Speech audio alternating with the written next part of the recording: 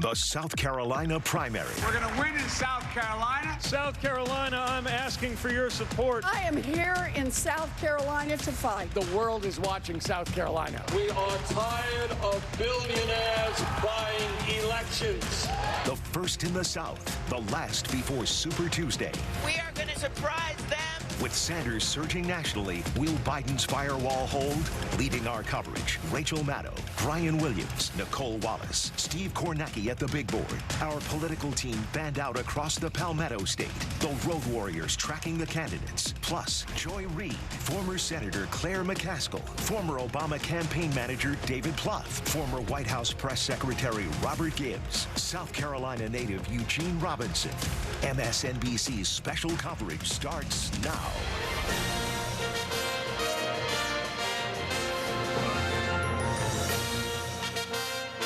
Exactly 1 hour to go until polls close across South Carolina, the first southern state to vote, the first state where the majority of the voters will be African American today and tonight.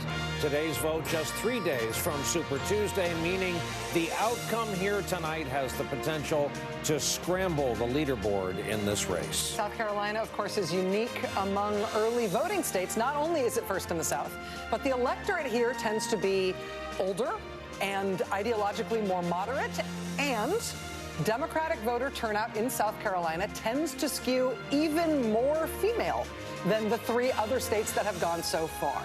South Carolina Democrats also have a history of picking the eventual nominee. Barack Obama beat Hillary Clinton in South Carolina in 2008 by almost 30 points. Hillary Clinton beat Bernie Sanders here in 2016 by almost 50 points.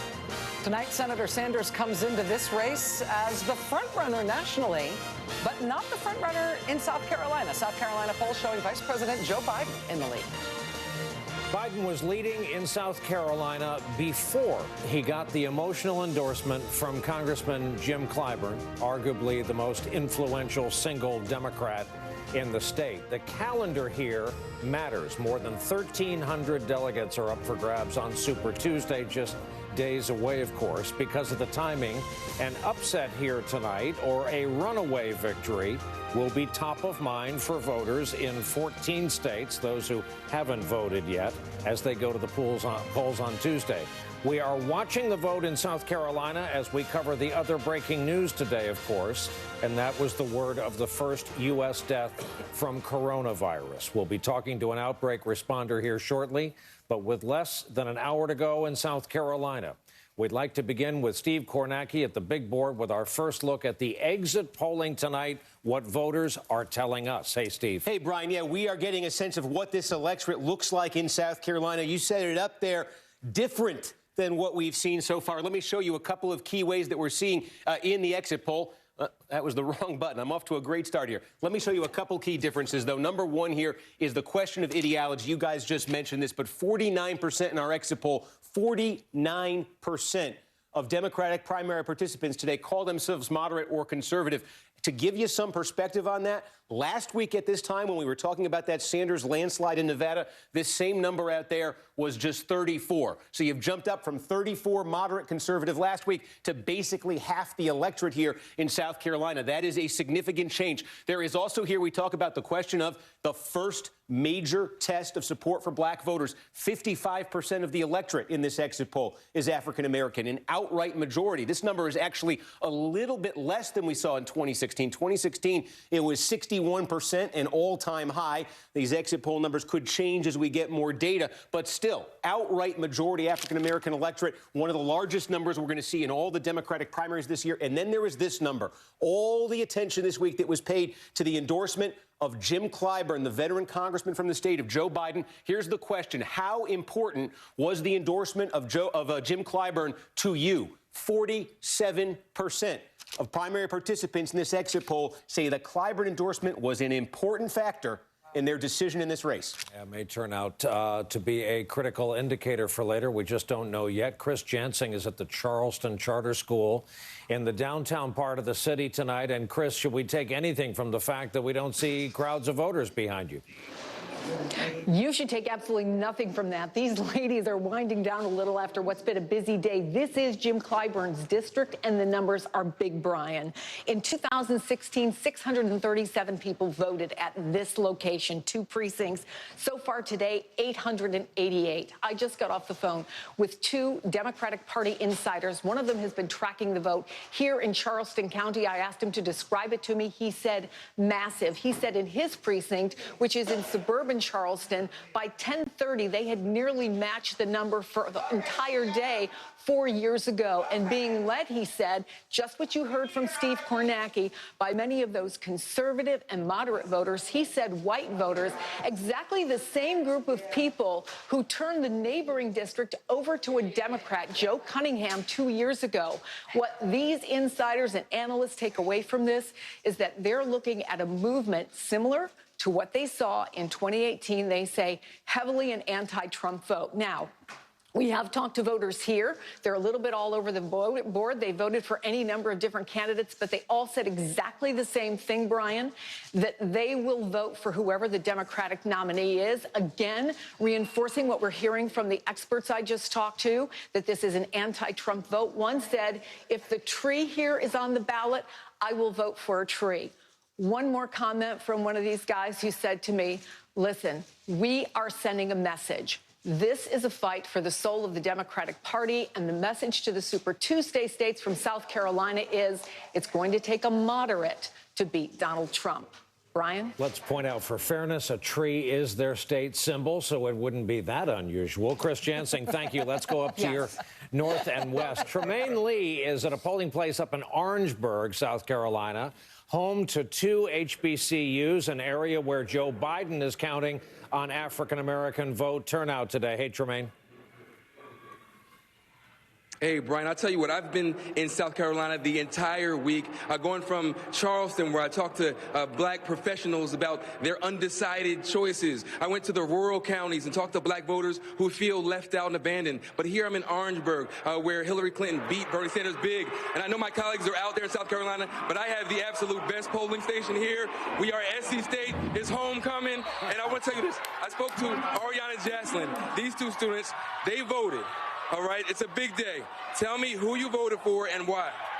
I voted for Joe Biden. I just think that he's a candidate who is moderate enough to appeal to everyone, and he's got experience and a good track record. That's right. Yeah, I voted for Joe Biden as well, only because I feel like he has a very advantage with working with Obama in the past. So I feel like he has that same mindset. I think we'll be in a great place. There are so many people who said, you know what, in South Carolina, the young folks are skewing more progressive. The older folks are going Biden.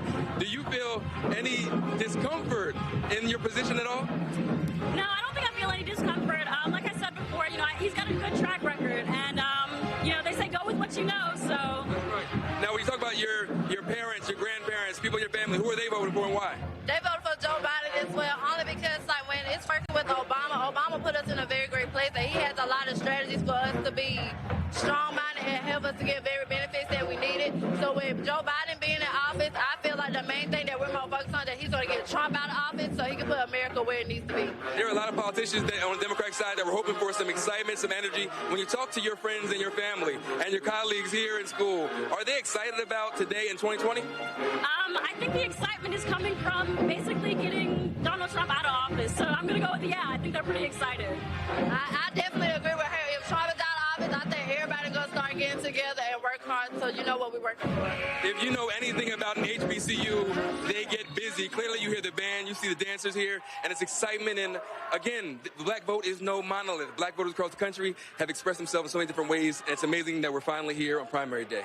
Back to you guys. Tremaine, thank you. Thank you to your guests. Great reveal. I was just going to say, how did we get Tremaine? How did we get somebody who can just do that hit from the polling place, telling what's going on, and then be like, and by the way, as I come around this corner, here's a live basketball game for you. The pivot. That was unbelievable. Fantastic. It is the best polling place. I assume you're a god among men. Applause was for him. I'm sitting here thinking, Tremaine's work has really popped.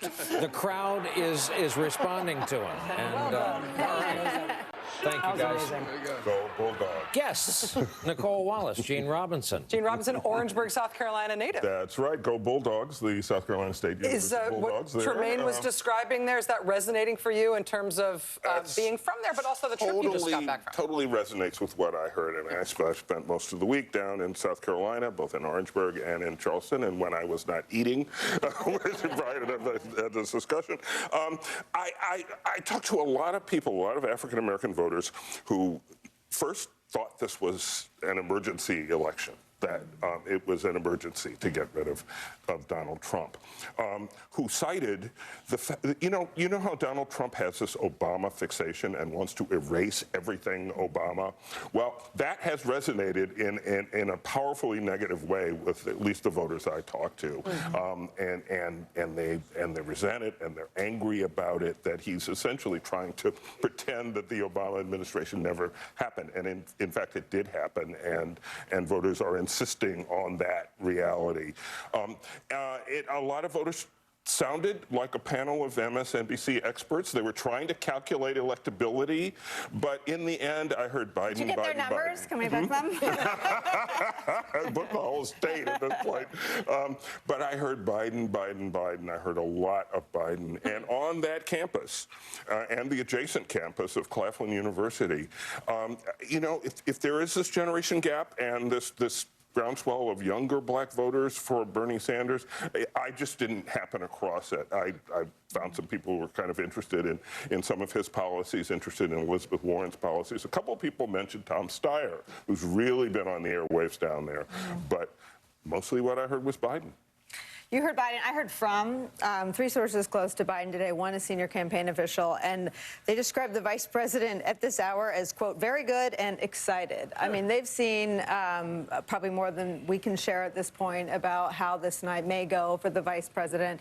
There are already, I think, 2 stories will emerge after tonight if the vice president if former vice president is indeed triumphant in South Carolina. One, there will be questions about the confidence of his campaign. I think it was sort of a behind closed doors murmur. I think after a win tonight, which is what the campaign is hoping for and expecting, I think you'll start to hear people that care very much about the vice president's success call for strengthening and maybe reinforcing the campaign itself. Meaning that if he comes out of South Carolina seeming like a viable potential nominee, the campaigin will have to be changed and scaled up to match that? But just I think there's a hunger for a more competent, a sharper campaign. And I don't know if you heard that in the state as well. I didn't hear just hints of that in the state, but not in such detail. But I think that it is true. It is objectively true that it has not been an impressive campaign in terms of the way it's been run. I was shocked to look at the numbers today. I was interested to see how much has Tom Steyer spent in South Carolina, and it's over $20 million. It's a ton.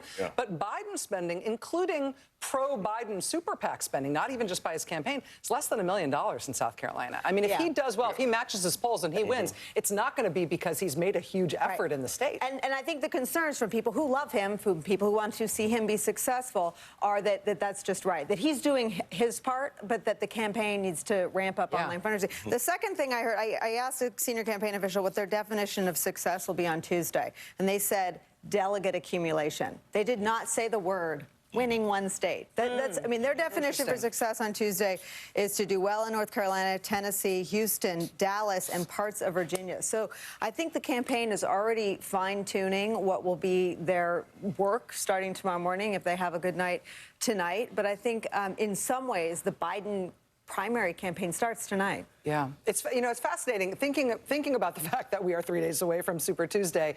There are states, particularly southern states, that pretty much always vote the way that South Carolina votes. Right. I think this is that list, right? Exactly. I mean, North Carolina, Tennessee, Houston, Dallas, and parts of Virginia. So South Carolina is good at picking nominees, and they're good at foretelling how some of the states that we're going to see on Tuesday are going to vote. But it'll be interesting if Joe Biden does as well as he's expected to tonight in South Carolina, to see him do that, having underperformed and performed very poorly in all the other early states. We've just never seen that before. And he had, I mean, you talked about how much paid advertising Steyer has. I mean, I think that, and I asked the vice president about this, Bloomberg's candidacy was pegged on a bet that Biden wouldn't be viable. Biden's survival is now pegged on a bet that Bloomberg will collapse. I mean, their interconnectivity is fascinating. Bloomberg got in predicated on Biden's collapse. Correct. Yep. And now Biden's survival is predicated on Bloomberg's collapse. Yep. All right, these early primaries have all had a lot of competition on the front pages. The Iowa caucuses, you might remember, happened just a couple of days before the Senate vote in the president's impeachment trial.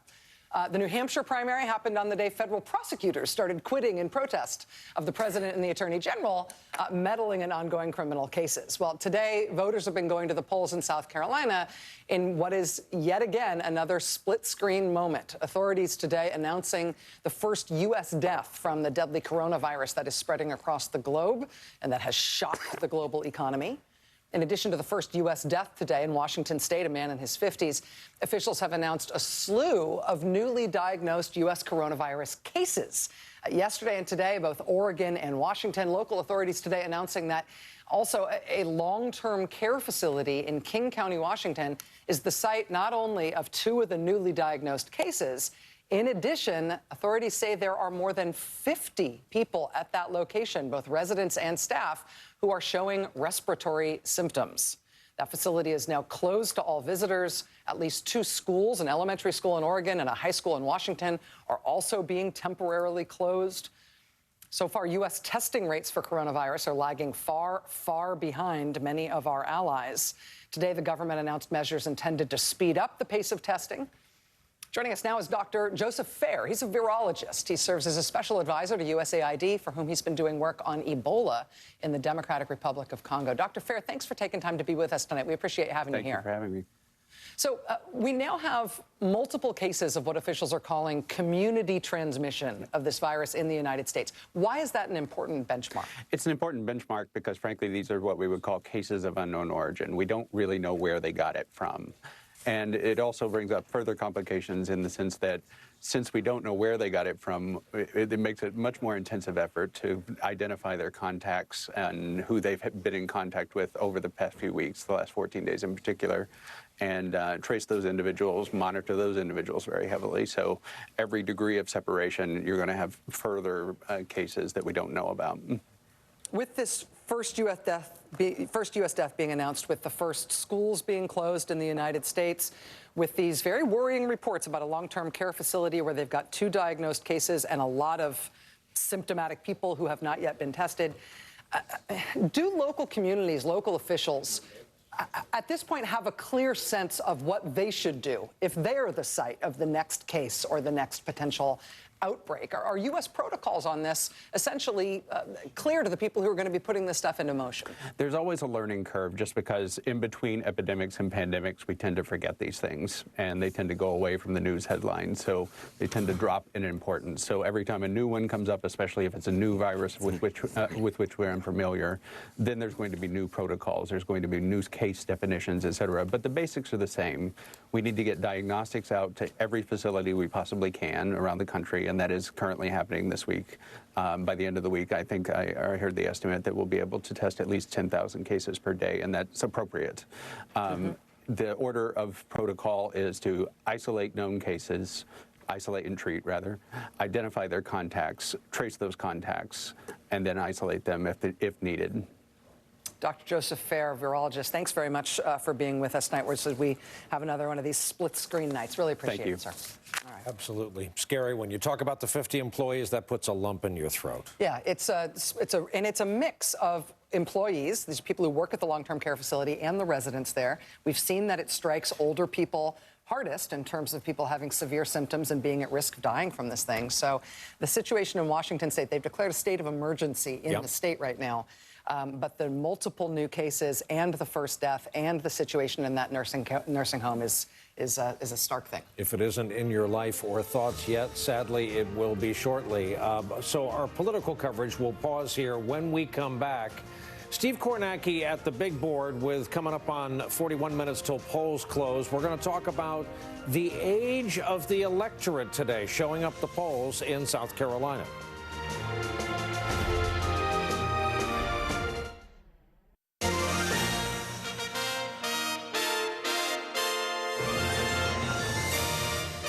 Welcome Welcome back. A little over 37 minutes until the screen door slams. Polls close in South Carolina. And after that, we'll get some news on just what it is the voters are trying to say. Steve Kornacki knows a little bit about who turned out today in South Carolina. Steve? Here's something really interesting, Brian. We have been talking about age being a major fault line in terms of how voters are deciding across these early primaries. Sanders cleaning up with younger voters, struggling mightily with older voters. That's what we've been seeing. So what is the age breakdown of this Democratic electorate in South Carolina? Here's what our exit poll is showing us. 72% 45 and older, almost 3 out of 4, 28% under 45. Obviously, that looks pretty lopsided. How does that compare to the other contests we've seen so far? I can show you in Iowa, in the Iowa caucuses, the under 45 share was 45%. In the New Hampshire primary, it was 35%. And in the Nevada caucuses, it was 36%. 45, 35, 36, and tonight,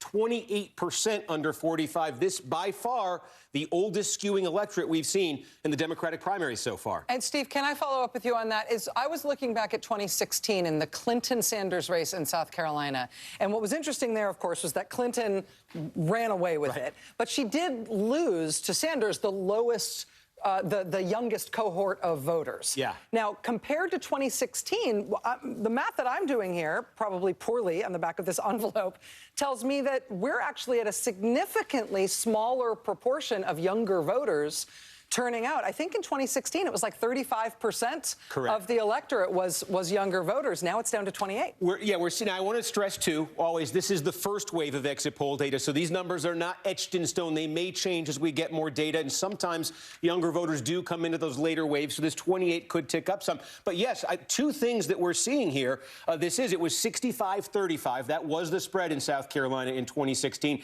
And also the electorate, we showed you this earlier, not as black. It is a little whiter this time. It was 61% black in our exit poll in 2016. It is 55% tonight.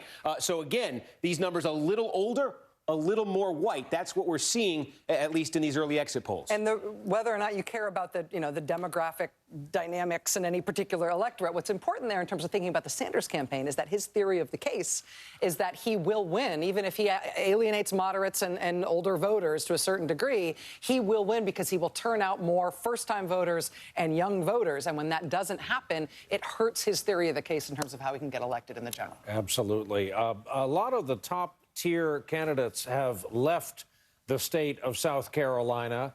Joe Biden is in the state of South Carolina tonight, where he hopes to be able to take a victory lap and make a victory speech. Mike Memley is our man traveling with the campaign. Mike, if you've been listening to our coverage, then you overheard some of us talking about quote-unquote national Democrats. National Democrats would like to know there's a safe structure around Joe Biden going forward after tonight, no matter the result.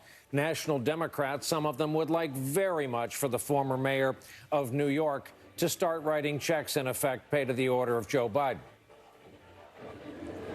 Oh, that's absolutely right, Brian. Now, it's interesting in terms of the location tonight, where we find Joe Biden tonight. This is the second of the 4 early primary nights that we've spent here in Columbia, South Carolina. You'll remember that 18 days ago, the day of the New Hampshire primary, the Biden campaign abruptly changed course, announced they would leave the state before polls even closed there, and come to South Carolina to begin to put their stake in the ground for what they hoped would be a comeback. I can't tell you, Brian, how markedly the mood around the Biden campaign has changed from 18 days ago till now.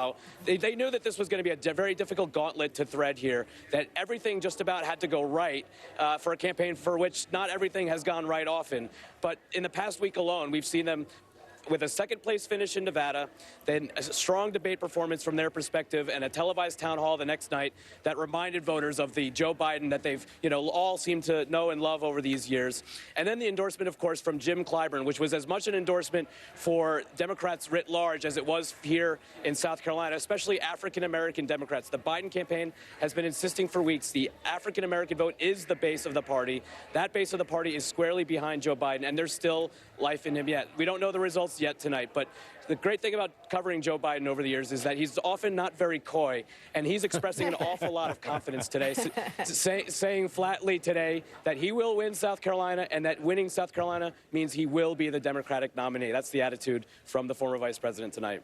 Not hard to figure out. Mike Memley, thank you for that. Also, a potentially good bumper sticker. Yeah. Not coy at all. Yes, that's right. I'm not coy. Help me beat Donald Trump. Exactly. Let's bring into the conversation our friend Robert Gibbs, a veteran of the Obama campaign and of the Obama White House. Mr. Gibbs, it is great to have you with us tonight. We are thinking about your candidate's performance in 2008 in South Carolina. He goes in there, and the polls had said he was going to win by like 12. Turns out he won by 29 points, a big margin. Did that have the same kind of effect on you guys that we're talking about with Joe Biden's campaign tonight, where that was a stress test in effect, like, oh, geez, we might be the nominee here.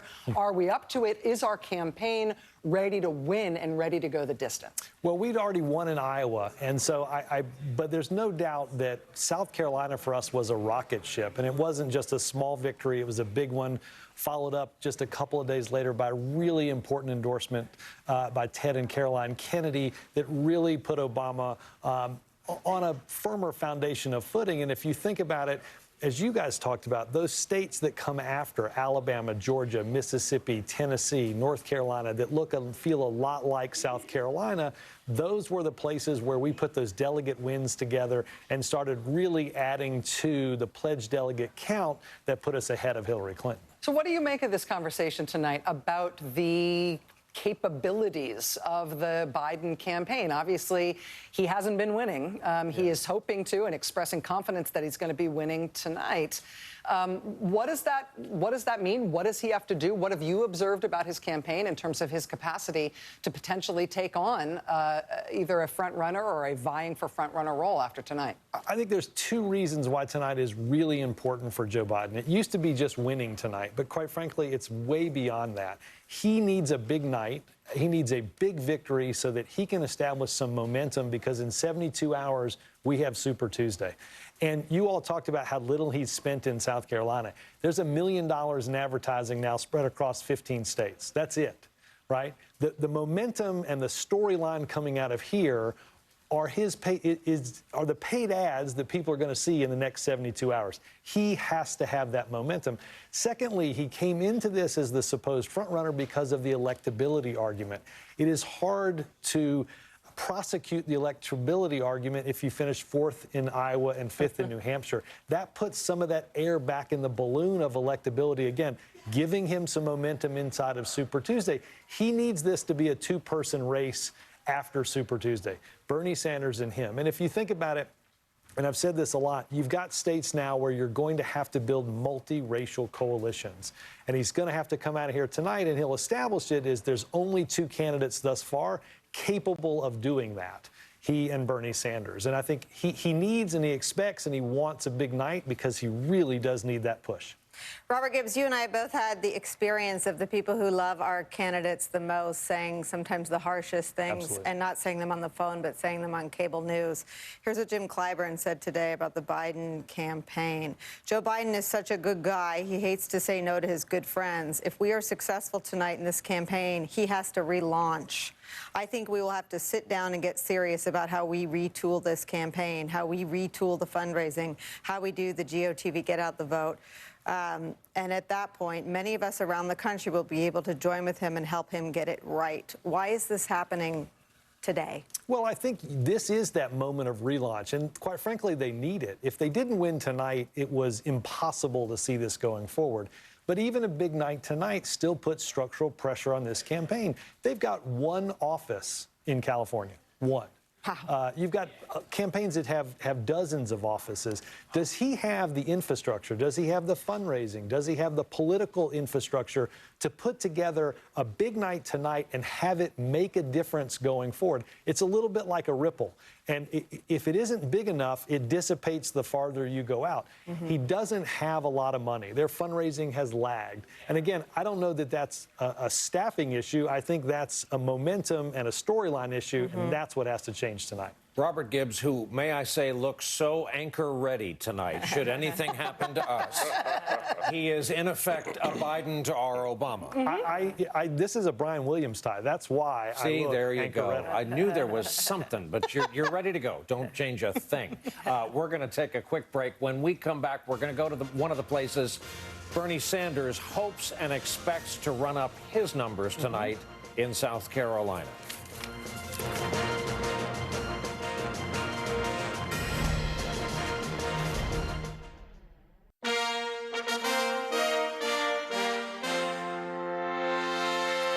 Welcome back. So this wasn't in South Carolina today, but that is Boston Common. Crowd size estimates started at around 10 grand, around 30 degrees, not enough to scare away Bostonians, especially Bostonians who support Bernie Sanders campaigning in what we are duty-bound to point out is the home state of his fellow Democrat Elizabeth Warren. We're going to make two stops in South Carolina now. Number one, Katie Tur is outside a polling place in Greenville, the part of South Carolina known as the Upstate, an area where the Sanders forces hope to do well. Hey, Katie.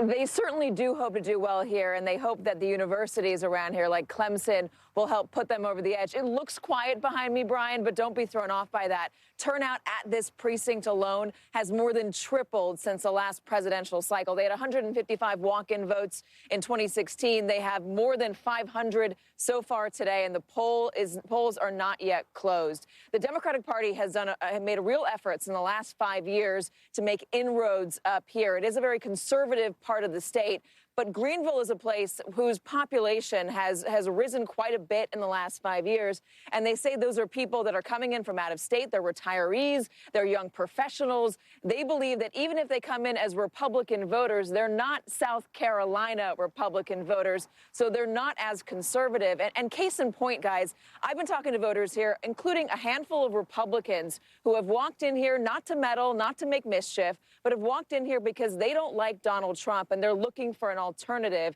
And the names I've heard from those voters have been Pete Buttigieg and Tom Steyer. I've heard Steyer's name over and over again, and I've heard a lot of his name from African-American voters as well, which has proven that that $18 million he spent on TV ads here has clearly worked, at least to a degree. All right, that's interesting to hear. Katie Tur, thank you. Cal Perry, smack dab in the middle of the state, Columbia and Richland County, part of the state where Hillary Clinton did well in 2016. Joe Biden is hoping for some of that same mojo. Hey, Cal. Absolutely, a place where Democrats are hoping to make gains in the general election. In speaking to people here, the priority was defeating Donald Trump. That was universal, all for except to one person that I was able to speak to, who said that he would vote for anybody except for Mike Bloomberg, which was interesting. The other thing that happened here, which I thought was fascinating, was a number of people who we spoke to said they assume the vice president is going to carry South Carolina, and so they took the opportunity to vote for the candidate that they really believed in. Elizabeth Warren seemed to be at the top of that list. The final thing that I would leave you with, as this area skews a little bit younger, this is certainly a place that Democrats are hoping they're going to be able to make inroads in with Donald Trump, especially when it comes, very importantly here in South Carolina, to climate change, guys. Thank you. Check your phone. Don't forget somebody's trying to get in touch with you. Yes, sir. We are joined now by our beloved colleague, Joy Reid, who is in Charleston with the one and only Reverend Al Sharpton. Rev Al himself had a double-digit showing in South Carolina in his own presidential bid in 2004, so he knows of what he speaks. Earlier this week, the Rev hosted a National Action Network South Carolina breakfast with all of the candidates. Joy, thank you for being with us. I am very much looking forward to hearing you and the Rev take this out. Yeah, absolutely. Great to talk with you, Rachel. We're a little jealous of how warm you probably are sitting in that suit. It's actually really cold, even though we're down south. You know, one of the things that I've heard just around today, just talking with people who are involved in the campaigns off and on, a couple of things. Steyer. So earlier on my show, we had on Jimmy Williams, who's one of his advisors here. Steyer has really made a huge play. He's spent millions of dollars, tens of millions of dollars in this state. He's made this his must-win. He's done things like he was the largest person with the largest depositor in one of the only black-owned banks in the state. He's invested a lot in talking about race and how that impacts climate change. Things like that are things he's been doing before anybody else got here. Now, he had the advantage of being alone, really kind of in the state spending. And now that other people have come in, and he's got the competition of a much stronger Biden than a lot of people expected. Bernie Sanders is here. Elizabeth Warren actually has a strong campaign here. She's got a couple of offices she recently opened up, and she's actually been here. So there's been a lot of activity that's kind of dampened what Steyer is doing. But I think the thing to watch tonight are two things. Number one, what's the margin for Biden? Everyone assumes he's going to win. But does he win by 10 or does he win by 20? If he wins by 10, that's kind of expected. It's not clear how much that helps him going into Super Tuesday. If he wins by 20, then I think you're going to start to see some of the doubts about the other candidates, the Buttigieg's, the Steyers, the alternatives to him. They maybe start to lose a little steam going into the next races. It's not clear. It's about that margin. I think that's the number one thing that we're looking for. And then the second thing, really quickly, is who's number two? Because it's not clear whether number two will be Bernie, which is what everyone expects, or whether somebody like Steyer could sneak up and take the number two. For Bernie Sanders, finishing third in a state with this many African-American voters would be a sign that's not so good, because he's strong with Latino voters, he's strong with young African-American voters, but he has to prove he can get those voters to actually vote, for him, and sort of non-aligned voters to vote for him. So that's what I'd be looking for tonight. Let me bring in Reverend Al Sharpton as well into this conversation. Rev, as you have been listening to this analysis, if you've been talking to the candidates yourself there in South Carolina, what are you looking for in general, but also what do you think would count as a game-changing moment for Vice President Biden here? I think if Vice President Biden scores double digits, particularly if he gets to 20%, he can then raise the argument that no one can win the general election, no one could beat Donald Trump without a large turnout in the black community. So far, the caucuses and the primaries that we've seen have been in mostly white states. New Hampshire and Iowa are over 20%, over 90% white. So he would have an argument that I'm the only one that has a broad enough base for turnout in November if he gets that. If he does not, he will then have a problem in convincing anyone that he's viable in terms of turnout at all.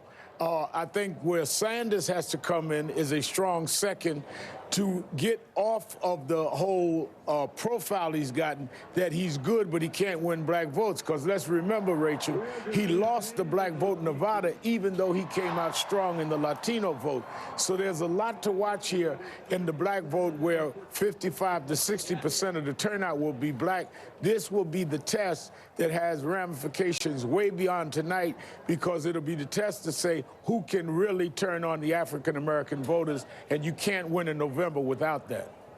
Rev, it's Nicole. We were talking yesterday at 4 about the age gap. Are you interested to see if the young African-American vote does something different than the older African-American vote in South Carolina? I am. I'm also interested in seeing whether or not there is a large turnout of young African-American voters.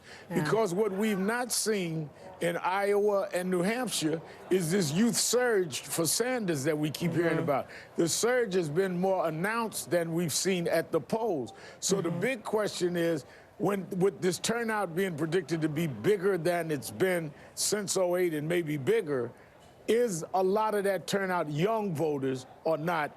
And if it is not, then where is this surge for young voters for Bernie Sanders? That needs to be proven tonight. You have to remember, Nicole, this is a Saturday vote. So there's no excuse. If you have a surge, you've got to have it tonight. It's like a preacher on Sunday morning. If you can't fill the church Sunday morning, you can't fill the church. Yeah, that's prime, I love that. Prime time by any standard. Rev Al Sharpton, Joy Reid in Charleston, thanks. We'll be checking back in with you. As we go to a break, I want to show you an event in Houston where Elizabeth Warren is expected. Think of that state, home to 28 million people, so many media markets, not all of them friendly to Democrats, but so little time. This one happens to be in Houston. When we come back, Steve Kornacki will crunch more numbers. We're within 15 minutes of poll closing. Stay with us.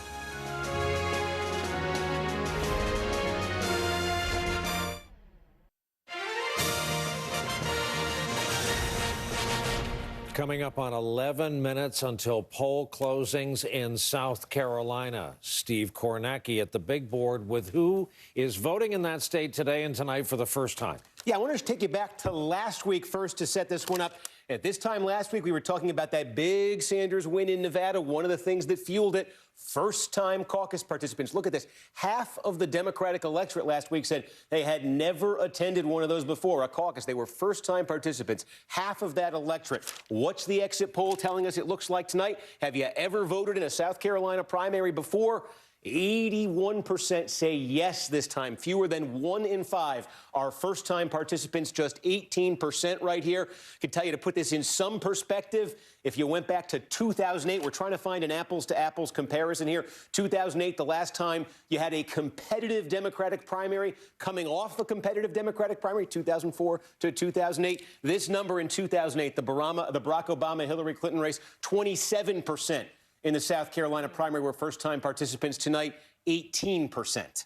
So, Steve, and again, this follows along the same lines as the younger voting preferences that we've seen, right? Where Senator Sanders, last time in South Carolina, did very well among the youngest voters, but not very many turned out, and he got shellacked. Same thing in 2016, right? Senator Sanders actually did great among the very small number of voters who were first-time voters in South Carolina in 2016.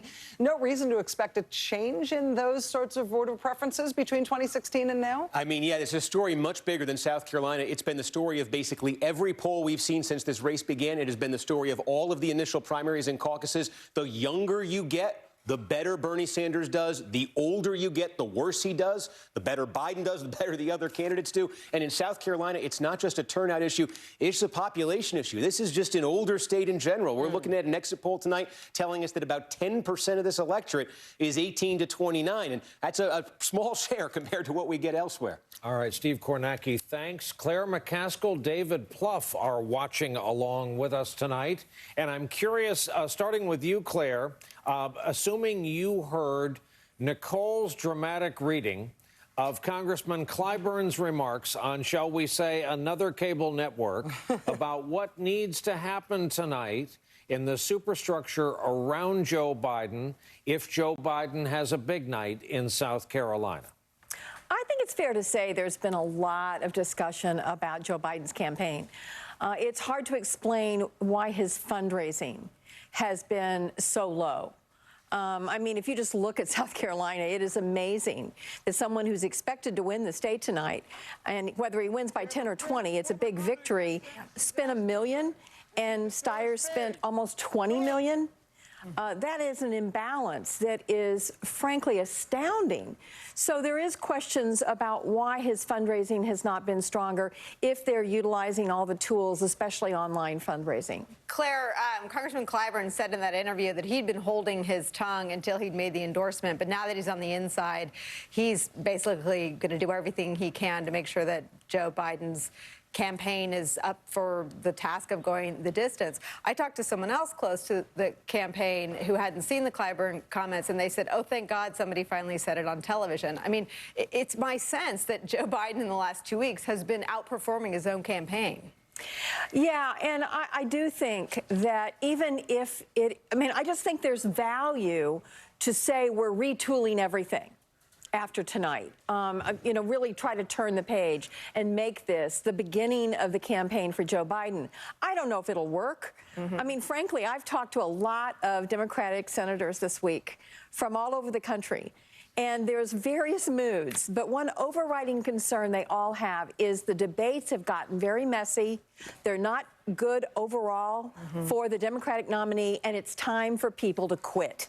How are we going to get people to quit? So I think after tonight, anybody who doesn't make the 15% threshold is going to start getting a lot of pressure to lay down their arms and join hands with the remaining candidates and get this thing narrowed down as quickly as possible. Jeb Bush quit after this night 4 years ago. He had brought in his brother. It was the only campaign event the former President George W. Bush did. It was that wild debate where Donald Trump said, I think a few days before the South Carolina primary came out, the full anti-war. South Carolina has a huge active duty and veteran population, or a huge veteran population and some active duty. And he won running away. And that was where Jeb Bush hung it up before Super Tuesday. I think the other question, though, for these other campaigns at this point is Bernie Sanders is the front runner for a lot of reasons. One of them is structural. He's a front runner because there are five other people competing for second place. And because he's got a very good campaign. Yeah, I said just one of them. Just one of them is structural. He's also got 10,000 people in Boston. I mean, a lot of people like him a lot. Exactly. The 10,000 people in Boston, that's a movement. He's got a movement. Absolutely. And that takes you a long way. You know, Michael, I mean, who's going to drop out before Super Tuesday, right? Nobody's going to drop out tonight, I would think, right? Well, then the inverse should be true. Anyone, I mean, if President Obama feels strongly about his former vice president, I mean, then people should boost Biden if they don't want to win the now field. that, I think, will be definitely discussion even before Super Tuesday. I think that it'll be like, okay, you know, if Joe Biden does very well in South Carolina, I think a lot of Democrats are going to be like, you know, on the phone to, if there's going to be an all-hands-on-deck effort to try to boost Biden on the basis of this showing tonight, it has to happen between now and Tuesday. Right, exactly. It should happen. David Plouffe, can I ask you what is admittedly a totally ignorant, off-base question about the prospects of what's going to happen next year? We love those around here. I've never asked anything but. Can you run the Joe Biden campaign on Mike Bloomberg's money? Well, that's really interesting. So we're talking about, by the way, this could be, we'll see in the next couple hours, but if Joe Biden wins and by some margin, the best night of his entire political career. Yet the discussions about changes in the campaign. So not a great discussion. So if I were them, I'd say, listen, because I agree with Claire, if Joe Biden wins tonight by some margin, I know this is harsh, only two people can be the Democratic nominee, Bernie Sanders or Joe Biden. So Joe Biden should look at it as I now need to build and add a campaign that compete against Bernie Sanders. If Michael Bloomberg does drop out, maybe it's Wednesday, sure, there's great talent there and there's great money there. So maybe you put together some of Biden's political appeal with some of Bloomberg's money, you've got something interesting. But I really think that's where we are. And to your question, Nicole, will people drop out?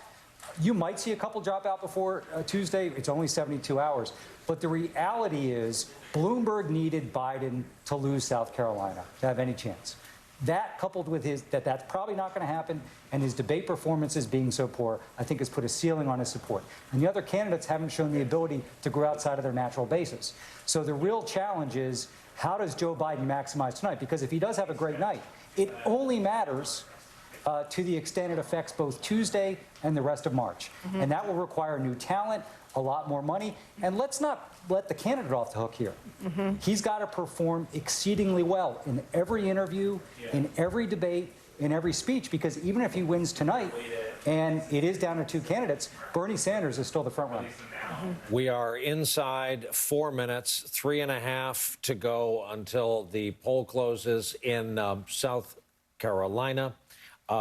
Rachel, just interject just there for 1 second, just to say, if you are in South Carolina and you are listening to us right now because you are streaming us or anything, you should know that if you are at a polling place and you are in line, even if you are still in line when the polls close at 7 o'clock, you will be allowed to vote. So to the extent that this is, you're in the electorate and you're hearing us here, stay in line, even if you're worried that the polls are going to close.